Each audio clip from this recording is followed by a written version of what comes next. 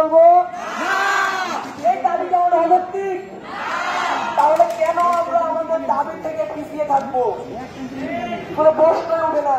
আমরা সেই জাতি যারা আমরা 1948 সালে মোহাম্মদ আলী জিন্নাহ উর্দুই হবে একমাত্র পাকিস্তানের রাষ্ট্রভাষা, সেই কথার জবাবে আমরা ছাত্র সমাজ বলেছিলাম না না না, আপনার কথা আমরা মানি না, মানবো না।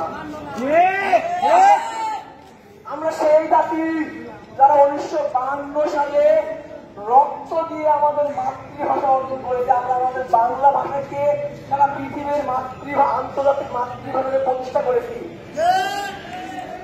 আমরা সেই জাতি, আমরা 1954 সালে আমাদের যে যুক্তফ্রন্ট নির্বাচন হয়েছিল, সেই নির্বাচনে আমাদের এই ছাত্র সমাজ, আমাদের পূর্ব পাকিস্তানের যে যুক্তফ্রন্ট নির্বাচন হয়েছিল, সেই নির্বাচনে আমার ছাত্র সমাজ আমাদেরকে নেতৃত্ব দিয়ে আমার দেশে আমার